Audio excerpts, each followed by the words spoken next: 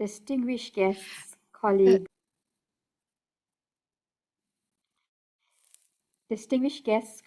ladies and gentlemen, welcome to the regional workshop on accelerating AMR action through antimicrobial stewardship in the Western Pacific region. My name is Sabiha Isaac. I'm chairperson of the Global Respiratory Infection Partnership, sponsored by an unrestricted educational grant from Reckitt in the UK. Reckitt has sponsored this pharmacy-led stewardship initiative, partnering with the International Pharmaceutical Federation since 2019. It is my pleasure to introduce the AMR advocates for the region who will be facilitating the workshop. John, if you'd like to share your slides, please. So the three facilitators today are John Bell, Leonila Ocampo, and Fiona Dukas.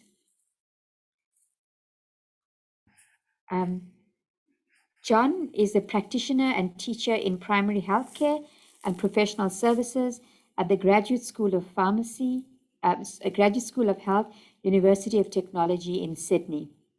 He is also the corporate relations consultant to the Pharmaceutical Society of Australia and principal advisor to the Society's self-care program. Mr. Bell was appointed the inaugural chair of the Australian Self-Care Alliance and is currently a member of the Global Pain Faculty and the Global Respiratory Infection Partnership, both of which are international multidisciplinary groups established to address the issues of pain management and antibiotic stewardship.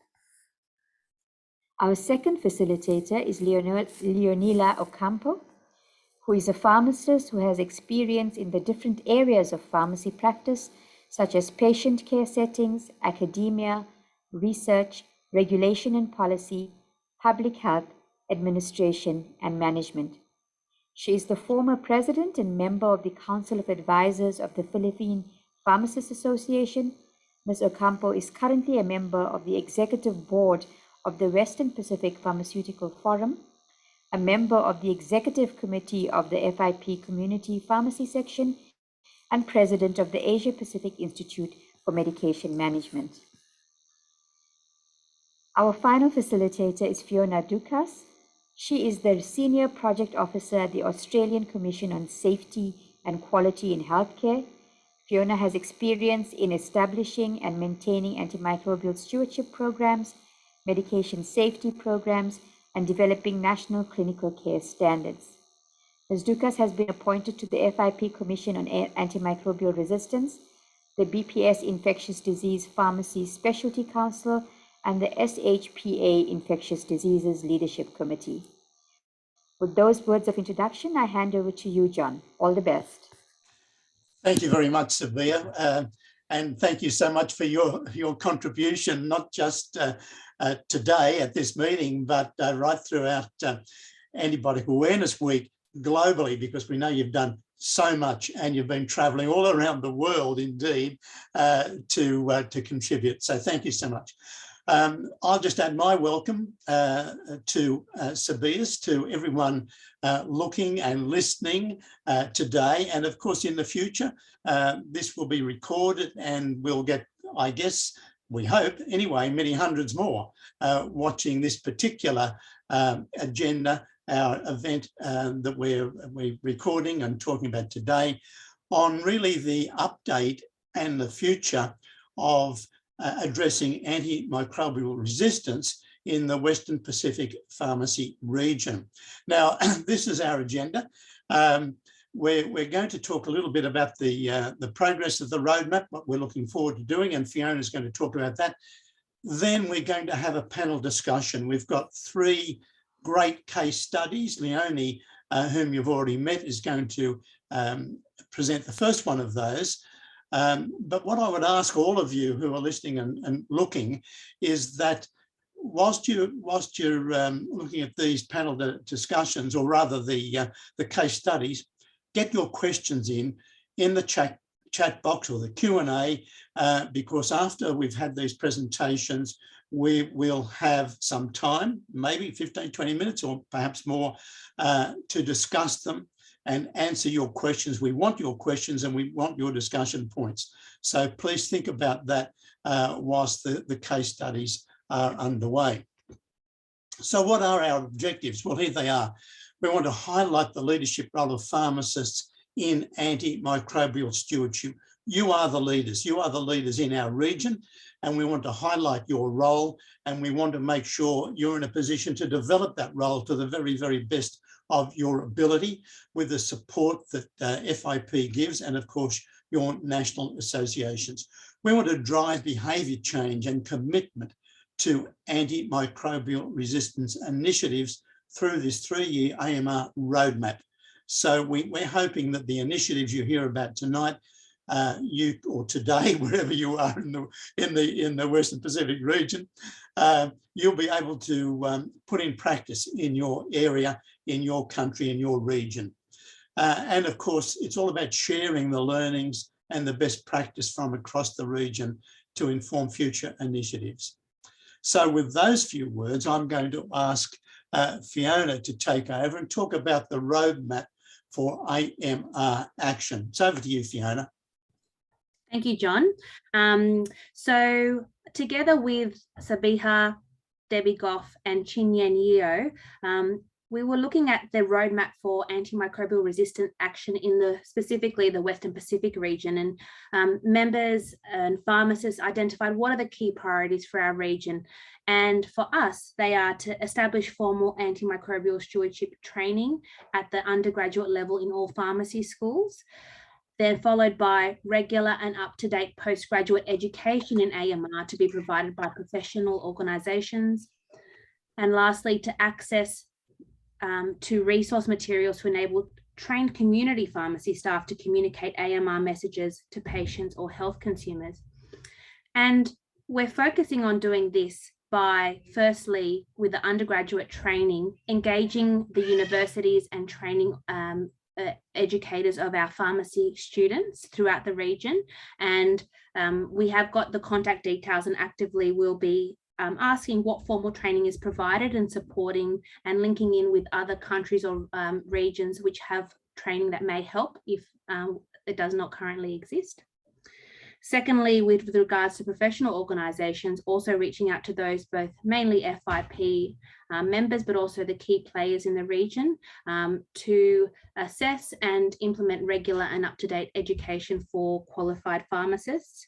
And lastly, and you'll see some of this in the case studies tonight, really the next step. So antimicrobial stewardship and AMR action in the hospitals can be well established, but then now how do we get that message out to the community pharmacy staff? And I'm excited to share with you that, you know, we will see some of the work done in our region in the following case studies. So if there's any way that you feel that you could contribute to our roadmap or really making this happen on the ground, we would love to hear from you or network with you and connect with you. So please get in touch afterwards. And so without further ado, we'll start the case studies. And it's my great pleasure, Sabiha introduced Leonie. She was very humble in her introduction, and she asked me to introduce her as the pharmacist, Leonie Ocampo from the Philippines, to discuss with us the wonderful work she's been doing in the Philippines. Thank you, Leonie. Thank you very much, Fiona. So I would just like to share my screen. I cannot do it now. I'm not given the option yet. So good afternoon, everyone. Good evening and good morning as well, because we are in the different parts of the world, of the region. So in behalf of the Philippine Pharmacists Association, I am very happy to share what we are doing here in the country to address AMR. The case study that I would present starts actually with a problem, a very rampant problem and very worrisome to every single pharmacist, especially, and health professionals. The problem was the so much misuse, abuse, irrational and irresponsible use of antimicrobial. This started some few years back. And this is an observation that really worries us so much as pharmacists in charge of the different pharmaceutical preparations, most especially antimicrobial. So with this as a problem bombarding us as practitioners, we grouped together and thought of what we can do as pharmacists to resolve such a problem. So we said we need to initiate some change. And as we were thinking about this, you and I know that initiating and introducing change is one thing, while sustaining it would be another thing. So we said, let's not just waste time to introduce change and then later on, it would not be sustained. And for this to be able to happen, sustainability to occur, we said we need to have a legal framework of whatever we would introduce as a change relative to the use of antimicrobial. So a study was conducted as to what the extent of the EMR problem is in the country. And after the study was done, the result was gathered and analyzed, and we planned and prepared a working paper because we wanted to see policymakers and other people who have the influence to support us with the change that we have in mind. After the paper was very well prepared, we started to lobby for a directive on how the use of antimicrobial should be appropriately done. And this was done actually to the office of the president itself. And we did also lobbying with local government units. So fortunately, after a lot of hurdles in the process, we were able to get an executive order or administrative order numbered 42 series of 2014 that created the Interagency Committee for the formulation and implementation of a national plan to combat antimicrobial resistance in the Philippines. And this was issued by the late President Benigno Aquino.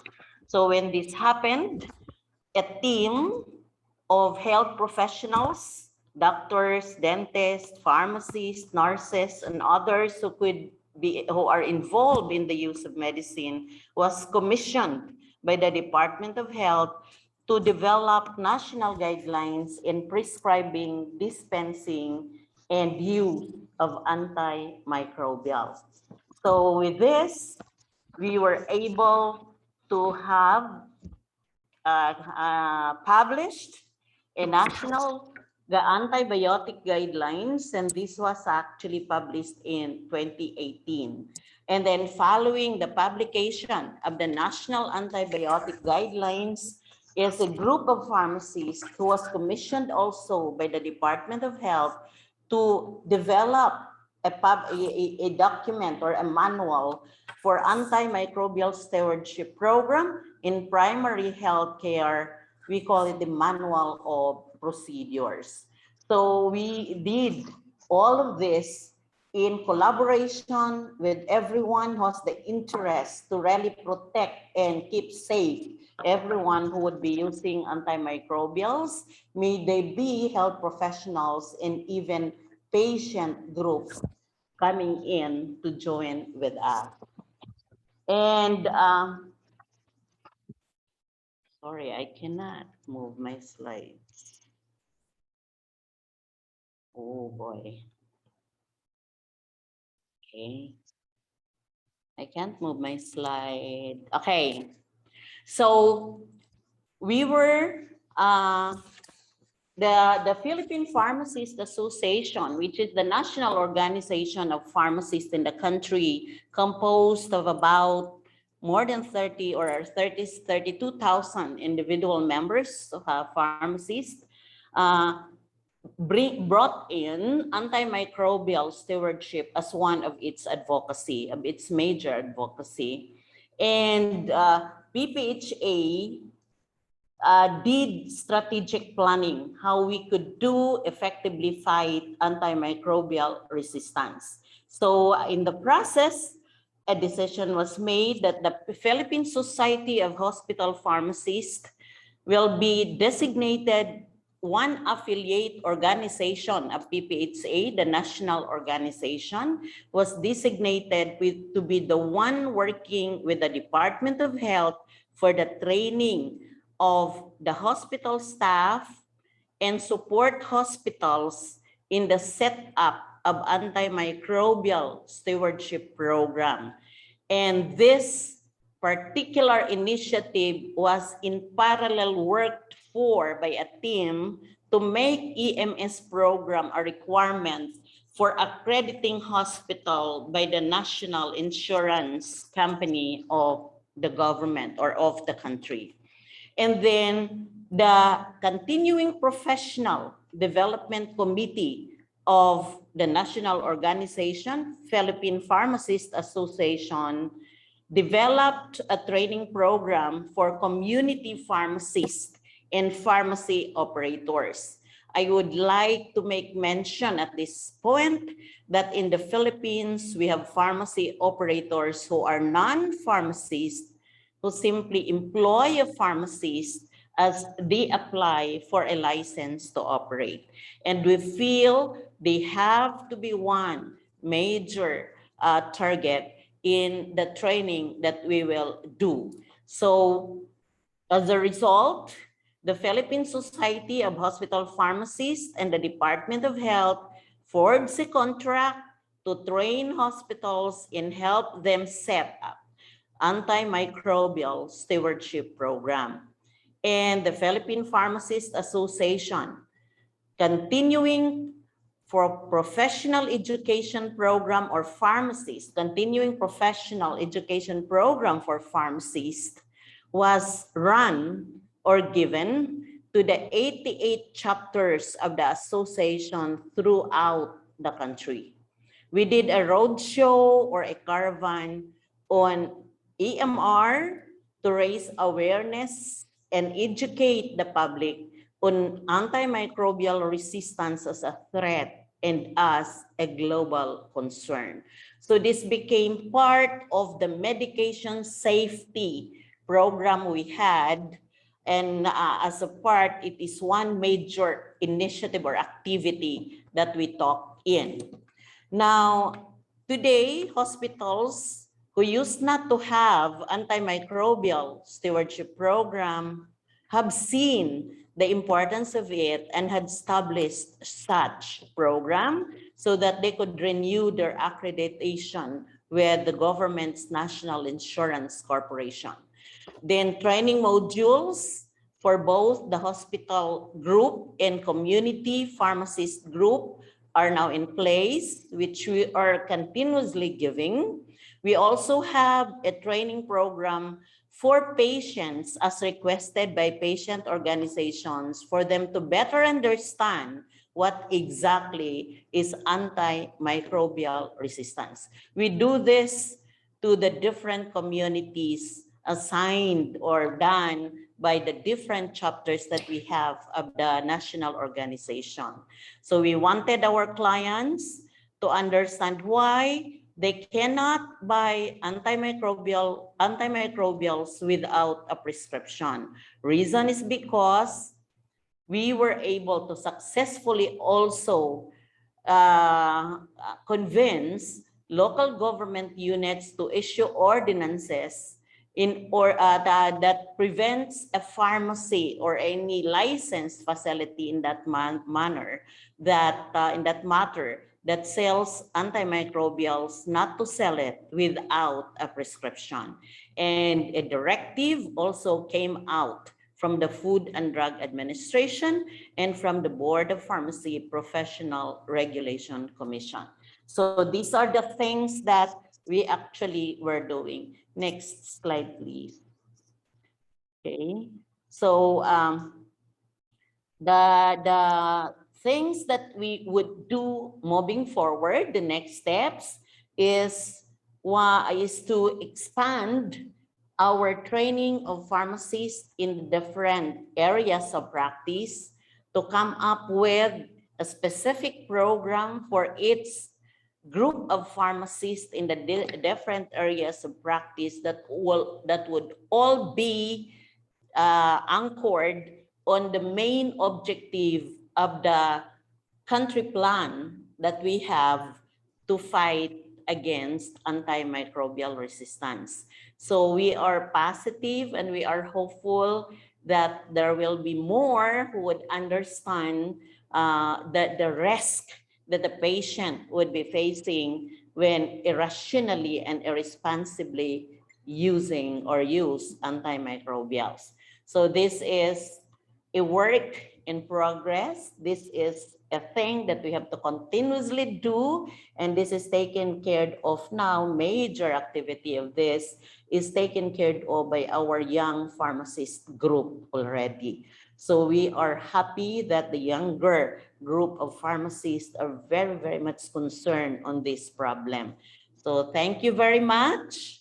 And this is what we are doing now in the Philippines relative to antimicrobial stewardship. Next slide. Thank you. Sorry, I thought you'd finished up there, Leonie. Yeah, thank you. I think I only have my slide as the last, which is a message I would leave to our fellow pharmacists of them to really be playing very important role as antimicrobial stewards. Because if we don't do it now, then we might not have any to use tomorrow. So thank you very much. Thank you, Leonie. Thank you indeed. And that's quite an effort you've managed over a couple of years now. So that's fantastic. Look, it's very much my pleasure now to move on to our next case study. And that's going to be presented by Judith Newey from Papua New Guinea. I'll just give you a little bit of brief information about Judith. She's had experience in pharmacy practice, in public health, regulatory affairs and pharmaceutical analysis. She's now based in Port Moresby, excuse me, as quality assurance lead at the Medicines Quality Control Laboratory regulatory branch of the National Department of Health there. And she's a member of the Antimicrobial Secretariat, has been since 2016, and she's coordinated and organised the first Papua New Guinea AMR Forum. Currently, she's a fellow under the Human Health Advisory Fellowship with the Fleming Fund. So welcome, Judith, and let's hear your case study. Thank you.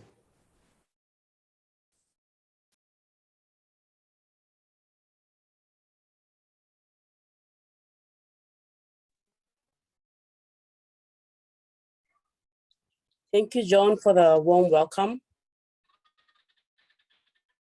Good afternoon from Papua. Belated happy World Antibiotic Present, a case study from Papua New Guinea to you all. Before I go into the actual case study, I just like to share, address the journey of Papua New Guinea, how we've come about by addressing AMR in Papua New Guinea. And for those who do not know where Papua New Guinea is just north of Australia. It's in Highland. So in PNG, we have started addressing AMR from the national level in 2016, just recently. So in 2016, we had a country situation analysis, which was conducted by WHO, collaboration with our key stakeholders like the human health and the environment health and animal health. So our collaboration between these stakeholders, it was held in 2016. In 2017, we actually had the National Action Plan developed. 2018, it was unveiled to the there was political commitment, and to the collaborators, the NAP was, National Action Plan was unveiled.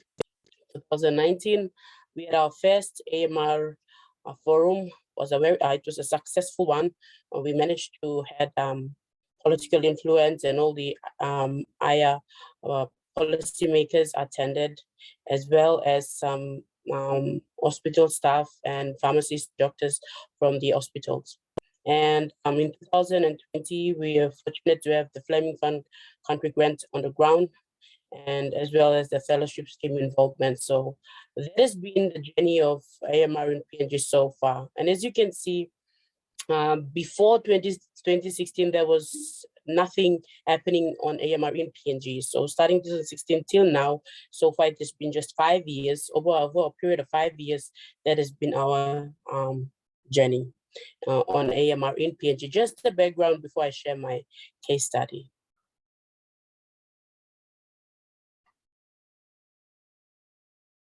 So basically, this case study is all about what I am doing as a fellow and as an AMR champion.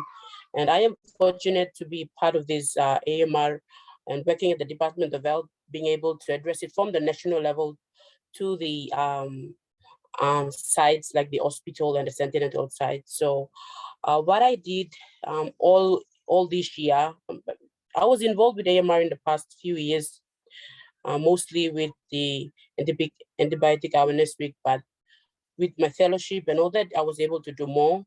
So what I did this year, we noticed that there was a need for awareness in PNG, and especially in the health, with the healthcare professionals. So we had to start with the healthcare professionals and then go to the public. So that was the need. So what I did, I visited and did a presentation, educational presentation on AMR from the global perspective and also the national perspective.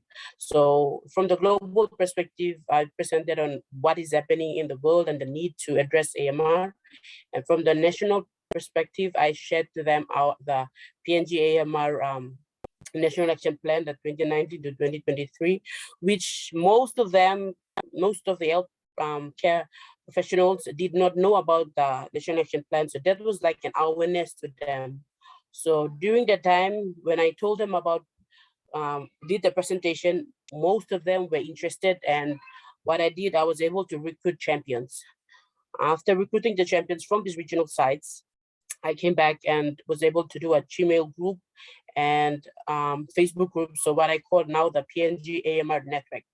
So from that also, we were able to initiate the PNG AMR monthly webinar. So that is an involvement from both the public and the private sectors, as well as the human the animal team. So currently now, since June this year, we are doing monthly presentations, and mostly we invite the experts on AMR to do presentation on selected topics based on the needs of those from the hospitals and private and public sectors. Both they tell us the needs, and we invite the experts to do presentations.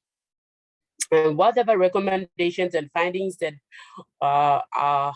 we collect from the webinar, that findings are shared during the AMR Human Health Technical Working Group meetings, which happen every monthly. So we are able to share that as well to them. So we have also noticed that there have been increase in participation because we share the notices on Facebook, WhatsApp, Gmail, we send it out. So we were able to see more participants from doctors, pharmacists, lab scientists, and pharmacists, both from the community and as well as the private regulatory and supply chain pharmacists as well. So we were able to see a lot of participants joining us over the course of time. So mostly like in a month, for the end of the month, we started off with just having 20 participants, and now we've reached, just last month, we've reached around 20 already. So that's a good progress so far.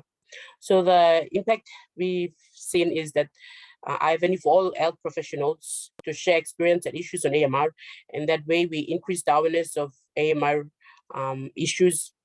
And one of the things that I saw there is a lot of impact was that the hospital pharmacists were very keen to learn about AMS. They had no idea what AMS was. So during this awareness, they're able to know what AMS program is, and they're keen to advocate in the hospitals and take that up because they acknowledge that AMR is an issue in their hospital as well. And for the community pharmacists, we are yet to have a law that restricts them to describe antibiotics without prescription. We actually have them, but it's not enforced or it's not strengthened. But now the hospital pharmacists have pledged to dispense antibiotics with prescription or upon prescription. So that has been an impact so far we've noticed. So just to finish off, we've noticed that for PNG, it has been just 5 years of just advocating on AMR. So we've noticed that education is a basic activity to organize towards creating an impact. So before we create any change, we need to make sure that the collaborators and the target groups are well educated. So that's what I am doing as an AMR champion. It's a voluntary job that I do because I'm passionate about AMR. So what I'm doing now is just to advocate to the collaborators and the target group, especially the pharmacists and the doctors, to see that AMR is a problem and is a global issue, and they have to be champions of it and advocate in whatever areas that they could in their areas of practice. So that's basically what I, as a fellow and as a AMR champion, doing in my country. That's all, and thank you for listening. I'm happy to take any questions. Thank you very much, Judith. Well, we will take questions, but we'll hear from Lisa first. But we do encourage you, all of you, if you've got some questions, please get them into the Q&A box there. We really, really want to know what you're thinking or what you're asking about what's happening in the region.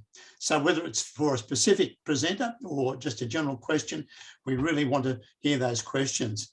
Now, our final case study comes from Lisa Harris. Lisa is an infectious disease antimicrobial stewardship pharmacist, clinical pharmacist, and she's got extensive background experience in AMS in the New South Wales Health Department in Australia. She's also worked on international AMS projects, including an AMS pharmacist mentor in Timor-Leste, which is not too far away from PNG, I might say.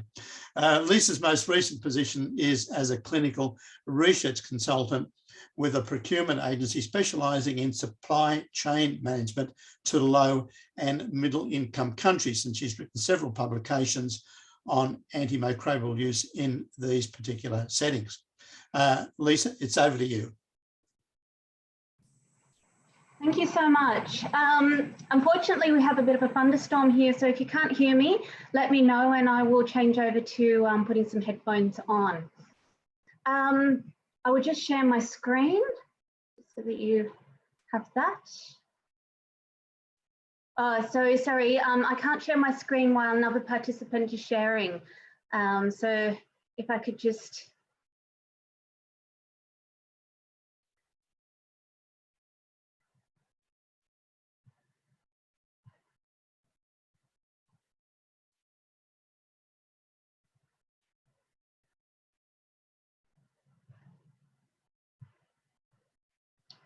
I'm hoping that you can see that. So I'm going to present today on community use of antibiotics, because as Fiona said, community use of antimicrobials in primary care is emerging as a priority area in Australia and also in the Western Pacific region. Using for data for action is well established in Australia. However, the current process used in other settings, such as acute care, can be taken into that primary care setting. You always need good governance, restrictive measures, auditing with feedback that leads to quality improvement projects, as well as education and training around AMS. The Commission that I'm currently working for at the moment, which is the Australian Commission on Safety and Quality in Healthcare, achieves these elements through a range of resources and publications. And in this talk, I would like to go through some of the key resources that the Commission develops and supports to ensure that Australia is meeting its commitments to using antimicrobials appropriately, but also supporting the global initiative to reduce the spread of antimicrobial resistance, because that's really what we're here for today, is that knowing that antimicrobial resistance is occurring, we know that the overuse and inappropriate use of antibiotics is driving that. And what we want to do is we really want to use data for action so that we can limit that. So the key resources that I will go through briefly. Right.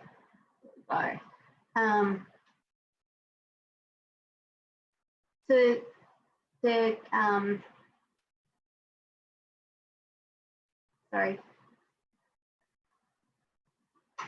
So the key resources, that I will go through briefly is the AURA report, which is the first publication that was done in 1916, and it's now up to its 4th publication. I'd also like to talk about the antimicrobial stewardship in Australian healthcare. It's known as the AMR Book. And then I want to talk about the National Safety and Quality Health Service Standards, where there are a number of actions in these publications in both the preventing and controlling infection standards and the primary and community healthcare standards. And these are specific to AMS.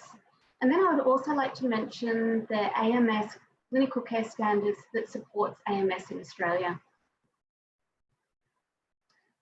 So understanding the scope of the problem in Australia comes from a range of sources that go into the AURA report.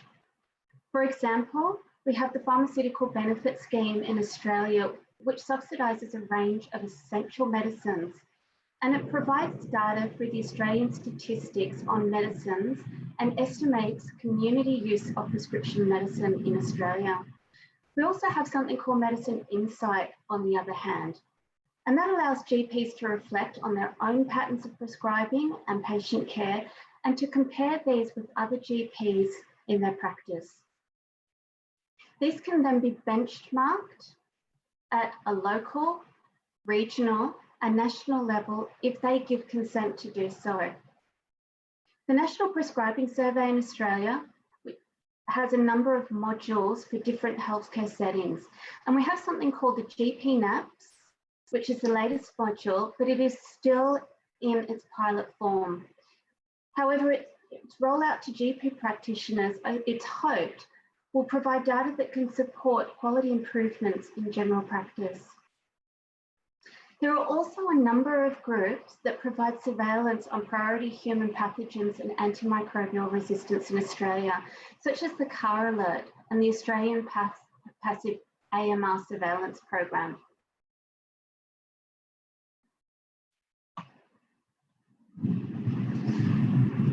The AURA report puts together the information from participating groups on antimicrobial consumption, appropriateness, and resistance, and it publishes the data regularly to inform priority areas for action.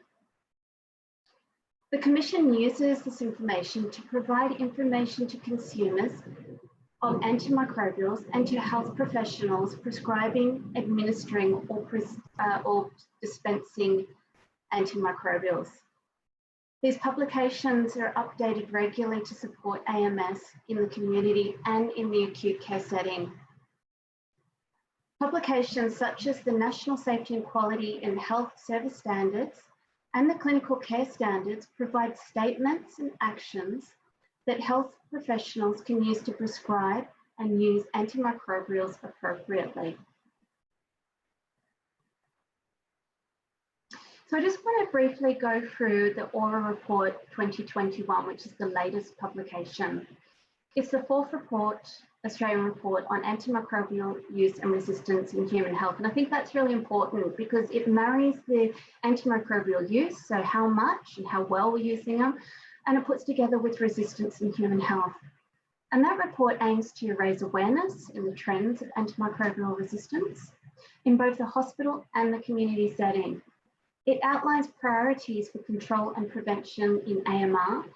And again, it connects it by promoting improvement for antimicrobial use.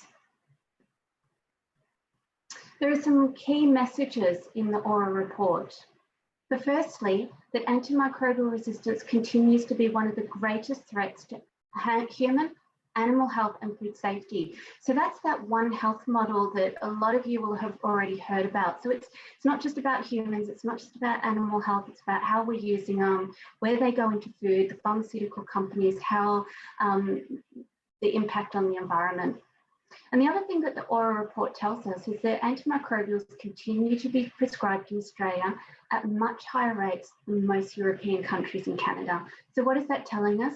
Countries that are very similar to Australia, that have very similar infections, we're using way more antibiotics. So we've got a long way to go to meet places like Canada and Sweden and Norway.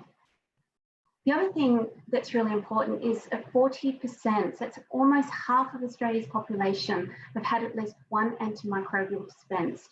And the 2019 data is because it takes time for data to get into reports and for them to be published. So the AURA 2021 reports 2019 data. The other important key message from the AURA report is that antimicrobials have increased in hospitals, and there has been no improvement in overall appropriateness of prescribing. So we've got a lot of work to do to get those key messages out there and to find different ways to get the hospitals to use antimicrobials better. The other really important thing is more than 80% of people with non-complex respiratory tract infections, people with bronchitis, people with sinusitis, non-infective COPD, those upper respiratory tract infections are most likely to be viral, 80% of people. So we do have a long way to go with that.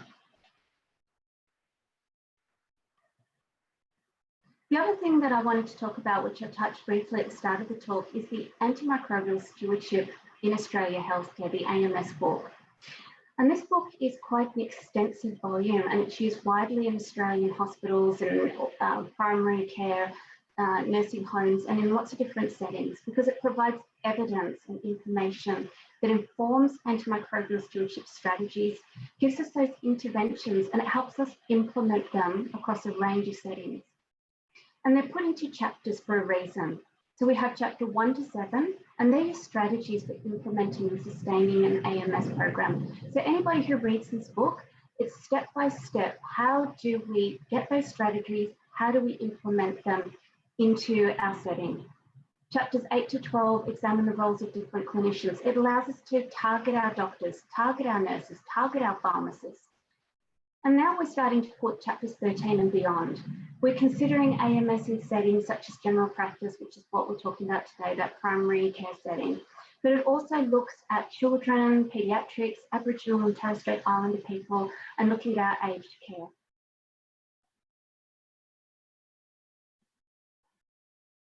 This slide shows you that the AMS book is constantly being added to, and just recently through Antimicrobial Awareness Week, we've just published the latest chapter, chapter 17, which addresses antimicrobial stewardship in rural and remote hospitals and health services. But we haven't just stopped there. We're looking at other areas such as private hospitals, dental practice, and we're going to keep on putting publications and adding to this book so that it's a wealth of knowledge to all kinds of settings.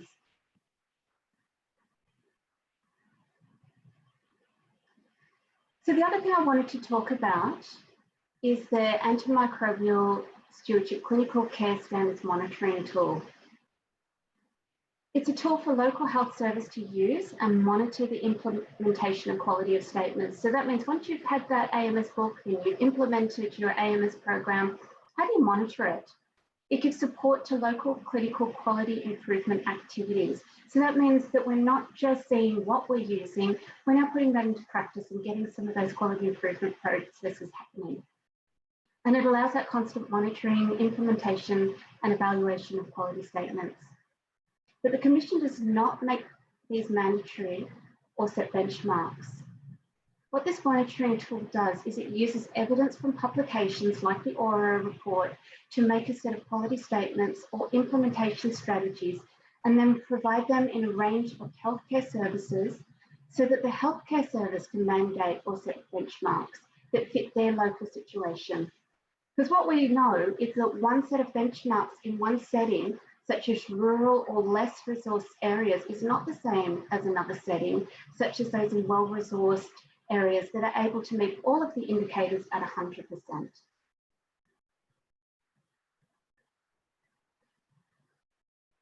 So I'd like to touch briefly on the Preventing and Controlling Infection Standard that is produced by the Commission. It has been updated recently and takes into account recent events such as the COVID response. However, the objectives of the previous standard remains the same. These objectives are to reduce the risks of infection, effectively manage infections that present, and prevent and contain antimicrobial resistance, promote appropriate prescribing and infection and prevention measures. The new standards will come into action at the start of January as part of the Australian Healthcare Accreditation System. And not only does it provide actions and provide actions from the AMS clinical care standards that I just talked about, but it asks healthcare providers to achieve those quality improvements, especially since we're not seeing any advancements inappropriate in the hospital setting that I just talked about.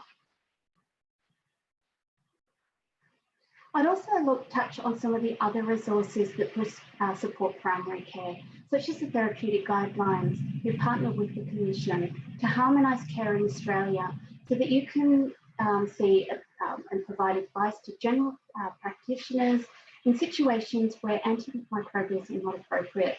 And you can see in the top 3, these are upper respiratory tract infections. They're symptomatic treatment for most cases where antimicrobials don't need to be used.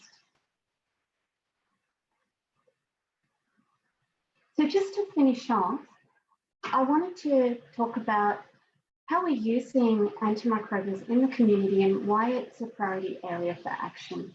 We know that community use of antimicrobials is that priority area. AMS is well established in hospital settings and becoming established in the aged care setting. However, it is only developing in the primary care setting in Australia. What we saw in Australia through the AURA report was a decrease in prescribing of antimicrobials in the community during COVID. But the real question is around appropriateness. So consumption doesn't tell us how appropriate those antimicrobials are being used. And what we would like to see is more data on this so that we can understand the scope of the problem. All of the resources that I have discussed in this talk is freely available. Many of the resources are adaptable to different settings, and when they are used together, they should provide data for action that can help use antimicrobials more appropriately in primary care and reduce the spread of antimicrobial resistance in the community. And I'd just like to finish my presentation there. Well, thank you for listening. Thank you very much, Lisa. Now we've got just a little bit of time for some questions, and there are some questions in the Q&A already. And we do have a poll we'd like to put to as well, because we want to choose one of these case studies to take to the global event next week. So we need your feedback there. But just to go to a couple of the questions, I know there was one on health literacy. Maybe I can put that to each of the panelists very quickly because we're running very much out of time. So how important is health literacy in terms of meeting the antimicrobial resistance guidelines or protocols? Maybe all of our panelists can come on board now, open up their cameras and their microphones.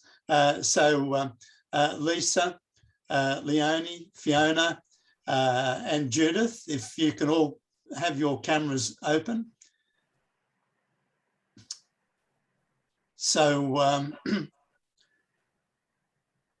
I might start just to get the ball rolling. So I think obviously health literacy is important, but what's interesting about antimicrobial use is that sometimes our clinicians and our patients might have all the information, but it's their attitudes, cultural beliefs, or their behaviors that we also need to change. And so that takes time and effort, but understanding the reason behind why does that mother want an antibiotic for her child from the general practitioner or the local doctor. She might theoretically know that it's a virus, it doesn't need bacteria, but might have some personal concerns. So yes, health literacy is a piece, but I think that also in fighting antimicrobial resistance, we also need to consider attitudes and behaviors as well. And I agree with Fiona. I think she's made a really good point, is that if we just look at health literacy, we're not getting through to the consumers. And when we're talking about primary healthcare, it's not just the doctors or the health professionals. We really need to get through to the community. And you can't ask the community to have that great health literacy. We've got to be pitching our message to our consumers so that we reach them, because antimicrobial resistance is in the community as well. And we really want to make sure that our consumers are helping with the fight for antimicrobial resistance. Lisa, there's a question specifically for you, but I'm going to have a lash at answering this as well. But in the guidelines developed and used for respiratory conditions, are there specific examples of evidence-based symptomatic relief that might be provided instead of going for an antibiotic? Is there, as a guide to the most appropriate choices? That's a great question. There is, I don't have any at hand, but there have been a lot of really good information around some of the upper respiratory tract infections and not using antimicrobials straight away. Obviously, if you've got a lower respiratory tract infection and you're talking about pneumonia or something like that, even if it's viral, your doctors are not going to not want to use an antibiotic. The problem with pneumonias is that you can get secondary bacterial infections. Things can go very quickly.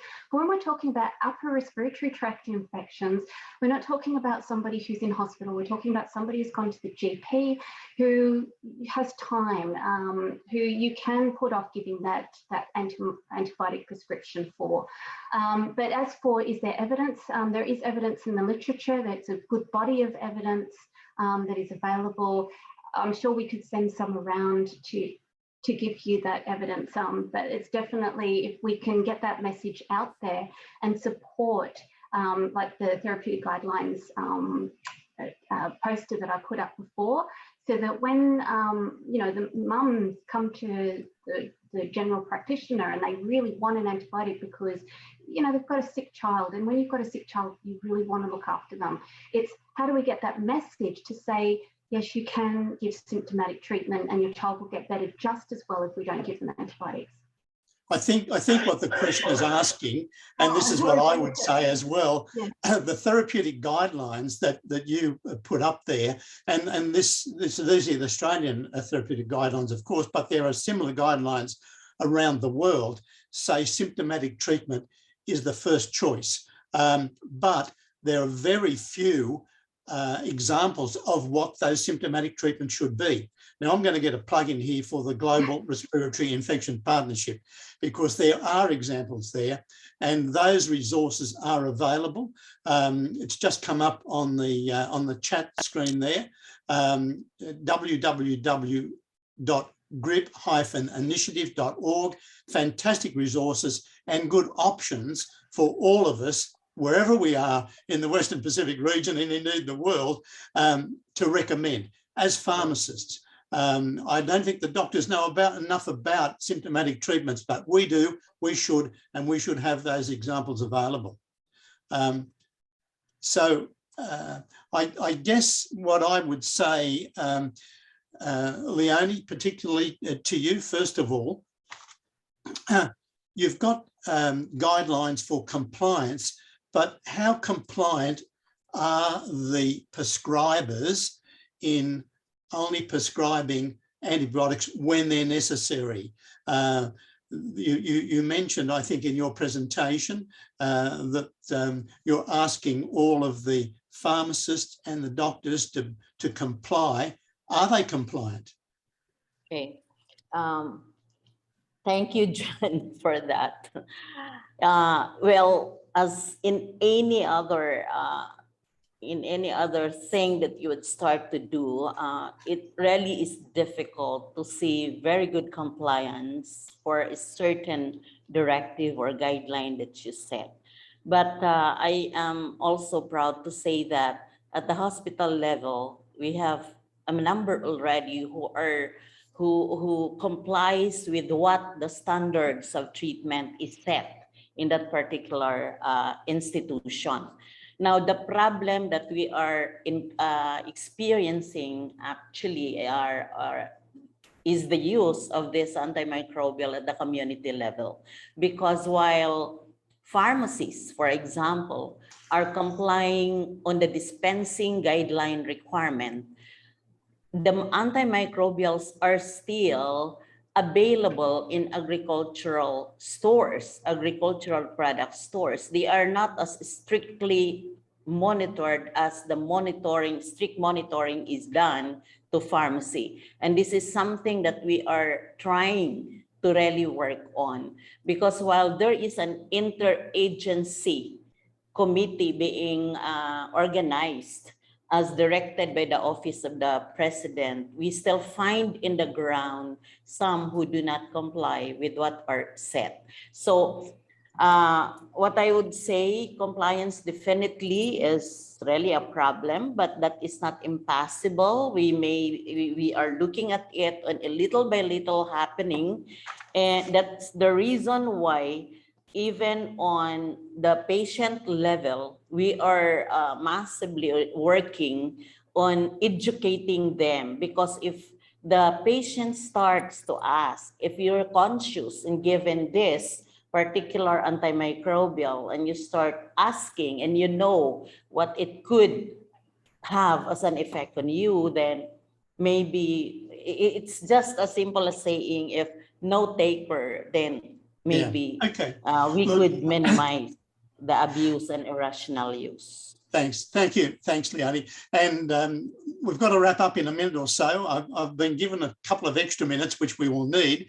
But I know that, Judith, you mentioned about the importance of education. I was going to ask you who does the educating, but I'm going to answer it now. It's us. It's we pharmacists who have to educate. We have to educate the doctors and other pharmacists, and particularly the community, our patients, as to why very often antibiotics are not needed.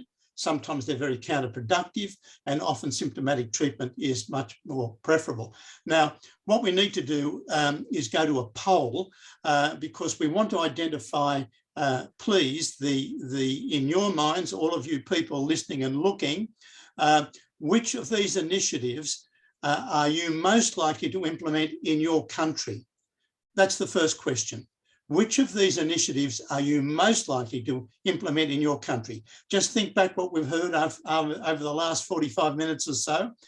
Which of those initiatives are you most likely to implement? And you must vote now. So submit your vote now. Is it case study 1, case study 2, or case study 3? You can vote in the in the poll there.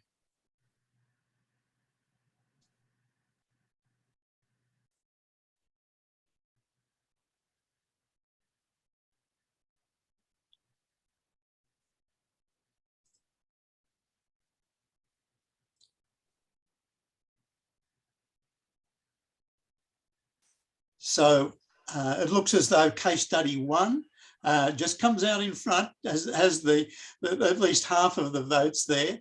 Now we're going to go on to the next question. The next question is, which initiative could be implemented the quickest, the most quickly in your country? Again, vote 1, 2, or 3. Case study 1, 2, or 3. Which initiative could you implement most quickly in your country? And we need you to vote now. Remember, we're going to take one of these case studies onto the global event next week, next Tuesday, and we want as many people as possible to come to that meeting. It'll be on Tuesday, November 30 at 11 a.m. Central European time. You can work out where you are in the world in your time zone. So the voting now, again, case study 1 has come up with the greatest number. And finally, the last question, which initiative do you think would have the biggest impact in your country? Remember, we're looking at impact throughout the healthcare system, in hospitals, in community. How do you think, or which of those initiatives do you think might have the biggest impact in your country? So we need you to vote now.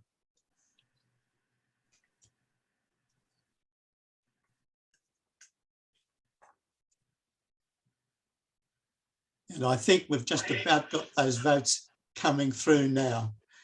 Maybe I can preempt, it will be in fact case study 1 again.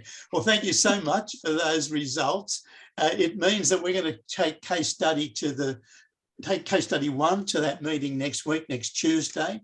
It's Tuesday, November 30, so just a week away, or less than a week away, 11 a.m. Central European time. Please log in. I